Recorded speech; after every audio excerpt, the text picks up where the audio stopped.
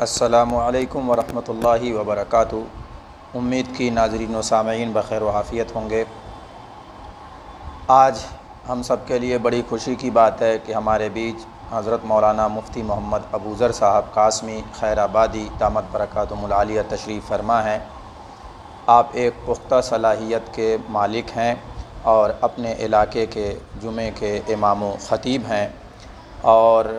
بڑی سنجیدگی کے ساتھ آپ کی باتوں کو لیا جاتا ہے۔ میں نے مولانا سے درخواست کی کہ سلمان ندوی کے خلاف جو علماء کرام کا رد آ رہا ہے اور اس نے جو صحابہ کی شان میں گستاخیاں کی ہیں، اس تعلق سے آپ کا بھی کوئی بیان آ جائے اور امت کو پیغام پہنچے، خود سلمان ندوی کو بھی پیغام پہنچے، جس کے ذریعے سے اسلام ممکن ہو سکے اور لوگ اس کے فتنے سے بچ سکیں۔ تو مولانا تیار ہو گئے۔ تو مولانا سب سے پہلے آپ سے گزارش ہے کہ آپ صحابہ کرام رضوان اللہ تعالیٰ علیہم اجمعین کے تعلق سے امت کو پیغام دیں کہ صحابہ کی شخصیات کیسی عظیم شخصیات ہیں اور ان کے اوپر لعن طعن کرنا کتنا برا عمل ہے اور اپنے ایمان کو خراب کرنے کے مترادف ہے۔ جی ارشاد فرمائیں۔ میرے لیے سعادت کی بات ہے کہ مولانا محترم نے مجھے اس پروگرام کا حصہ بنایا۔ صحابہ کا جو مقام و مرتبہ ہے، اللہ رب العزت نے قرآن کریم کے اندر اس کو واضح فرمایا ہے، رسول اللہ صلی اللہ علیہ وسلم نے احادیث کے اندر اس کو واضح فرما دیا۔ تو اب صحابہ کے مقام و مرتبات کو کوئی داغدار کرنا چاہے اور ان پر کوئی عیب لگانا چاہے تو اس کی مثال ایسے ہی ہے جیسے آسمان کی طرف سر اٹھا کر کے تھوکنا کہ وہ اپنے ہی اوپر واپس پلٹ کر کے آئے گا۔ اگر کوئی صحابہ کی شان میں گستاخی کرنا چاہتا ہے تو وہ خود گستاخ ہے۔ صحابہ کرام کی جماعت انبیاء علیہ السلام کے بعد روئے زمین کی سب سے مقدس جماعت ہے۔ ان کو نبی کریم صلی اللہ علیہ وسلم کی صحبت کا اور صحابیت کا شرف حاصل ہے۔ یہی شرف اتنا عظیم الشان ہے کہ رہتی دنیا تک کے تمام اولیاء اور قطب و ابدال اس شرف کا مقابلہ نہیں کر سکتے، اور اس کے ساتھ انہوں نے نبی کریم صلی اللہ علیہ وسلم کے ساتھ رہ کر کے دین کی نصرت اور حمایت فرمائی، جہاد کیا، دین کی اشاعت اور اس کی تبلیغ میں بڑھ چڑھ کر کے حصہ لیا۔ اللہ رب العزت نے قرآن کریم کے اندر صحابہ کے مقام کو اتنا واضح فرما دیا ہے کہ اب صحابہ کے تعلق سے طعن و تشنیع کی کوئی گنجائش ہی باقی نہیں رہ جاتی۔ اللہ رب العزت نے قرآن کریم میں مختلف جگہوں پر ارشاد فرمایا ہے، جن میں سے چند آیتیں بطور مثال کے میں پیش کر دیتا ہوں۔ اللہ رب العزت فرماتے ہیں فَإِنْ آمَنُوا بِمِثْلِ مَا آمَنْتُمْ بِهِ فَقَدِ اهْتَدَوْا۔ اللہ نے صحابہ کے ایمان کو اس آیت میں ہمارے لیے معیار قرار دیا کہ اگر لوگ ویسا ایمان لائیں جیسا تم ایمان لائے تو وہ ہدایت یافتہ ہیں۔ اسی طریقے سے اللہ رب العزت نے دوسری جگہ ارشاد فرمایا ہے، جس نے واضح طور پر تمام صحابہ کا احاطہ کر دیا ہے، لا يستوی منکم من انفق من قبل الفتح وقاتل اولئک اعظم درجۃ من الذین انفقوا من بعد وقاتلوا وکلا وعد اللہ الحسنی۔ فتح مکہ سے پہلے اسلام لانے والوں اور فتح مکہ کے بعد اسلام لانے والوں، فتح مکہ سے پہلے جہاد کرنے والوں، اللہ کے راستے میں خرچ کرنے والوں، اور اس کے بعد اللہ کے راستے میں خرچ کرنے والوں کا تذکرہ کرنے کے بعد اللہ رب العزت نے صاف اعلان فرما دیا وَكُلًّا وَعَدَ اللَّهُ الْحُسْنَى، سب کے لیے حسنہ یعنی جنت کا وعدہ ہے۔ اسی طریقے سے دوسرے مقام پر اللہ نے فرمایا ہے اولئک حزب اللہ الا ان حزب اللہ هم المفلحون، یہ اللہ کی جماعت ہیں اور اللہ کی جماعت ہی کامیاب ہوگی۔ محمد الرسول اللہ والذین معہ اشداء علی الکفار، اس آیت میں بھی اللہ تعالیٰ نے صحابہ کی عظمت کو بیان فرمایا ہے، ان کی صفات کو بیان فرمایا ہے۔ اسی طریقے سے اللہ رب العزت نے صحابہ کرام پر نقد کرنے والوں کا بھی کہیں کہیں تذکرہ کیا ہے۔ صحابہ کرام کے تعلق سے بدزبانی کرنے والوں کا تذکرہ بھی اللہ نے فرمایا ہے، جیسا کہ سورہ بقرہ کی ابتدائی آیتوں میں سے ہے وَإِذَا قِيلَ لَهُمْ آمِنُوا كَمَا آمَنَ النَّاسُ قَالُوا وَنُؤْمِنُ كَمَا آمَنَ السُّفَهَاءُ۔ جب ان سے کہا گیا کہ ایمان لاؤ جیسا کہ لوگ ایمان لائے، تو انہوں نے کہا کیا ہم ایمان لائیں جیسا کہ یہ بیوقوف ایمان لائے؟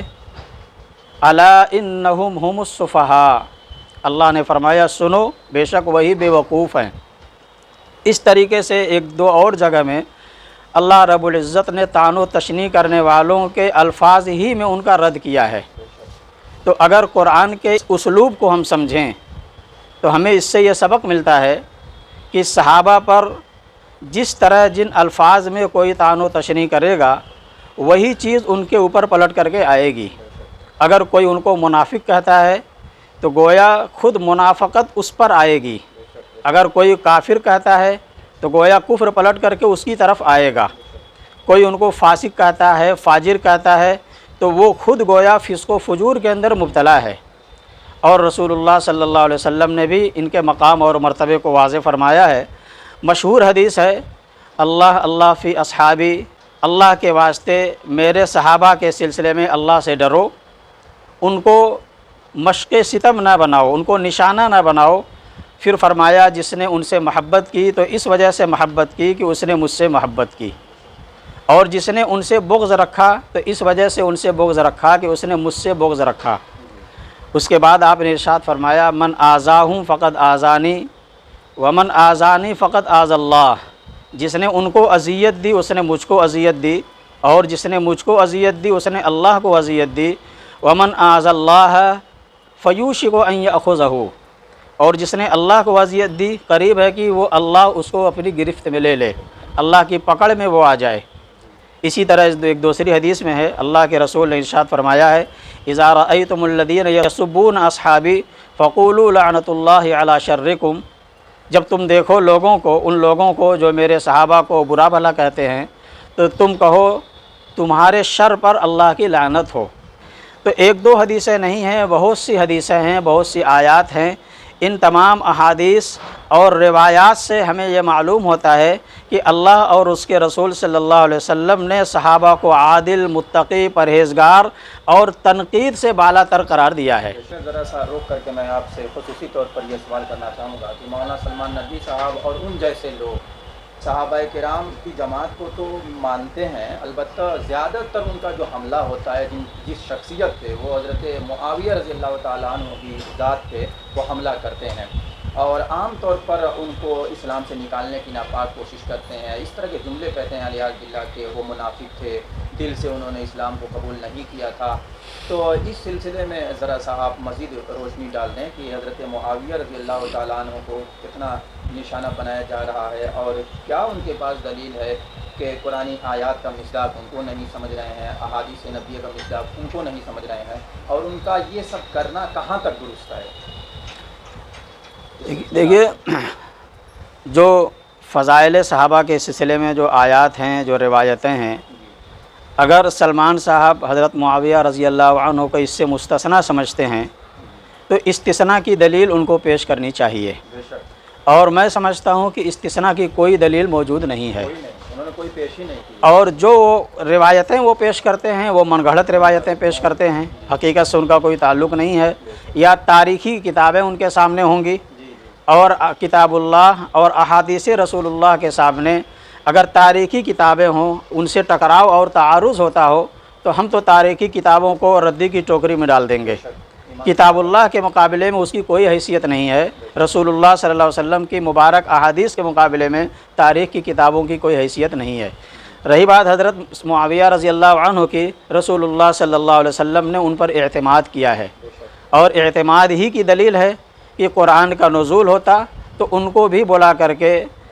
وحی کی کتابت کرواتے تھے۔ آپ نے ان صحابہ میں ان کو شامل فرمایا جن سے آپ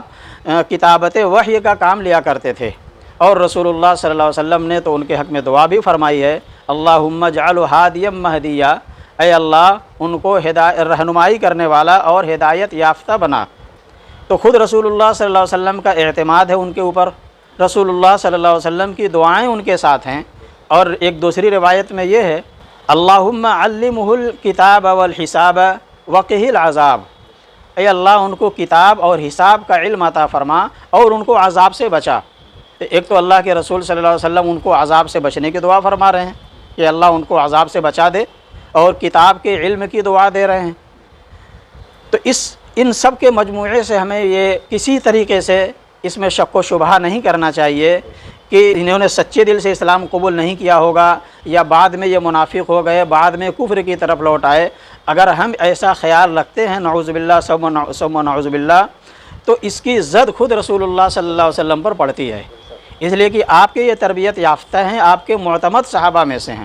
تو آپ جن پر اعتماد کریں، اگر ہم ان کے اوپر اعتماد نہیں کرتے ہیں تو خود اس کی زد تو معلم کائنات صلی اللہ علیہ وسلم پر پڑتی ہے۔ گویا ایک طریقے سے حضرت معاویہ رضی اللہ تعالیٰ عنہ کو دروازہ بنایا جا رہا ہے نبی پاک صلی اللہ علیہ وسلم کی شان میں گستاخی کرنے کے لیے، جیسا کہ علماء کرام نے کہا ہے کہ حضرت معاویہ رضی اللہ تعالیٰ عنہ دروازہ ہیں، اور جو اس کو کھولے گا تو نبی پاک صلی اللہ علیہ وسلم تک پہنچے گا۔ تو واقعی نبی پاک صلی اللہ علیہ وسلم نے صحابہ کرام کی جیسی تربیت کی ہے، اگر کوئی شک کرتا ہے کسی صحابی کے تعلق سے تو وہ نبی پاک صلی اللہ علیہ وسلم کی تربیت کے اوپر شک کر رہا ہے، گویا نبی پاک صلی اللہ علیہ وسلم کو ناکام سمجھ رہا ہے۔ بالکل، یہ تو صحابہ کے بارے میں ہے ہی، ہم اپنے عام تجربے میں بھی دیکھتے ہیں، ہم کسی ادارے سے منسلک ہو جائیں، ہم کسی تعلیم گاہ سے منسلک ہو جائیں تو طلبہ کو اساتذہ سے پہچانا جاتا ہے کہ یہ کس کا شاگرد ہے، یہ کس کا تربیت یافتہ ہے۔ اگر کسی مشہور معلم اور مربی کا کوئی تعلیم یافتہ اور تربیت یافتہ ہوتا ہے تو اس کو فخر ہوتا ہے، اور لوگ بھی اس کی طرف نسبت کرتے ہیں کہ فلاں تو فلاں کا شاگرد ہے، وہ فلاں کا تعلیم یافتہ ہے، فلاں کا وہ تربیت یافتہ ہے۔ تو رسول اللہ صلی اللہ علیہ وسلم تو معلم کائنات ہیں، اللہ نے تعلیم اور تربیت ہی کے لیے آپ کو دنیا کے اندر بھیجا تھا، تو آپ بنفس نفیس تربیت کر رہے ہیں، بنفس نفیس آپ خود ان کو تعلیم دے رہے ہیں۔ تو اگر ان کے تربیت یافتہ لوگوں پر اگر اعتماد نہیں کیا جائے گا، جو کہ رسول اللہ صلی اللہ علیہ وسلم اور پوری امت کے درمیان اولین واسطہ ہیں، یہی واسطہ ہیں، اگر ان اولین واسطے کو ہم مشتبہ گردانتے ہیں تو پھر قرآن اور حدیث ہمارا سب کی سب مشتبہ ہو جائے گا، اس لیے کہ جو کچھ ہم کو پہنچا ہے ان صحابہ کے واسطے سے پہنچا ہے، صحابہ نے رسول اللہ سے لیا اور پھر صحابہ نے اپنے بعد والوں کو پہنچایا ہے۔ تو ہم اگر صحابہ کو پر اعتماد نہیں کریں گے تو پھر قرآن اور حدیث سب کی سب ہمارا مشتبہ ہو جائے گا، اور ہم صحابہ کو عادل اپنے قرآن و حدیث کو صرف بچانے کے لیے نہیں کہتے ہیں، قرار دیتے ہیں کہ قرآن و حدیث کہیں ہمارا مشتبہ نہ ہو جائے، نہیں، بلکہ وہ عادل تھے، ان کے اندر تقوی تھا، اللہ نے اس کا اعلان فرمایا ہے، اولئک الذین امتحن اللہ قلوبہم للتقوی لہم مغفرۃ واجر عظیم، کہ اللہ نے تقوی کے لیے ان کے دلوں کو آزمایا ہے، ان کے لیے مغفرت اور اجر عظیم ہے۔ تو جب اللہ نے ان کو آزمایا ہے اور پھر آزمانے کے بعد ان کی مغفرت اور اجر عظیم کا اعلان فرما دیا ہے، تو اب کوئی گنجائش باقی نہیں رہ جاتی کہ ہم کہیں کہ مخلص نہیں تھے، منافق تھے، اس طرح کی کوئی گنجائش باقی نہیں رہ جاتی ہے۔ مولانا سلمان ندوی صاحب، میں جہاں تک سمجھ رہا ہوں کہ وہ غالباً تعلی کا شکار ہیں، خود پسندی کا، اعجاب نفس کا شکار ہیں، جس کی وجہ سے وہ کسی کی بات سننے کے لیے تیار نہیں ہے۔ ایسی صورت میں ہم لوگوں کو کیا کرنا چاہیے؟ بار بار سوشل میڈیا پر آ کر کے وہ بیان دے رہے ہیں، لوگ ان کے رد میں اپنا بیان جاری کر رہے ہیں، پھر وہ اٹھتے ہیں اور کسی شیعی کتاب کا حوالہ دے کر کے کسی شیعہ عالم کا، اور جو زیدی شیعہ ہو یا اسناصری شیعہ ہو یا کچھ اور ہو، اس کی تحقیقات سے متاثر ہو کر کے کتابیں دکھاتے ہیں اور حوالہ دیتے ہیں، اور الیاذ باللہ ناپاک جملے رہتے ہیں معاویہ رضی اللہ تعالیٰ عنہ کے تعلق سے بولتے ہیں۔ تو ان کو بھی ایک دو جملے میں کچھ نصیحت فرما دیں، اور عوام کو تو آپ نے ماشاءاللہ بڑا اچھا پیغام دے ہی دیا ہے، اور میں سمجھتا ہوں مجموعی طور پر ان کو بھی آپ نے پیغام دیا ہے، لیکن خلاصے کے طور پر ایک دو منٹ میں ذرا ان کے تعلق سے بھی کچھ بتا دیں کہ آخر ان کے لیے کیا کیا جائے، ہمارا جو سلسلہ چل رہا ہے اس کو جاری رکھا جائے یا روک دیا جائے، اور اس سلسلے میں علماء کرام کو کیا رول ادا کرنا چاہیے، کچھ اس سلسلے میں رہنمائی فرما دیں۔ دیکھیے، ناموس صحابہ کے ارد گرد اللہ اور اس کے رسول صلی اللہ علیہ وسلم نے ایسا مضبوط حصار قائم کر دیا ہے، ایسا مضبوط قلعہ تعمیر کر دیا ہے کہ اگر صحابہ کے ناموس پر کوئی حملہ کرنا چاہے گا تو سوائے اس قلعے کی دیوار سے اپنا سر ٹکرانے کے کوئی فائدہ اس کو حاصل نہیں ہوگا، وہ اپنا سر ٹکراتا رہے گا، دنیا میں بھی ذلیل ہوگا، آخرت میں بھی ذلیل ہوگا۔ اور رہی بات سلمان صاحب کو نصیحت کرنے کی، تو ہماری نصیحت ان کہاں تک پہنچے گی واللہ عالم، لیکن اللہ رب العزت سے دعا ہی کر سکتے ہیں کہ اللہ ان کو ہدایت دے، اللہ ان کو ہدایت دے، اللہ ان کو ہدایت دے۔ اور ہم دفاع صحابہ کو اپنی سعادت سمجھ کر کے، صحابہ کا جب دفاع اللہ نے کر دیا، اللہ کے رسول نے کر دیا، تو اب حقیقتاً تو اس کی ضرورت نہیں ہے، لیکن عوام دوسروں کی باتیں سن کر کے شبہات میں مبتلا ہوتی ہے۔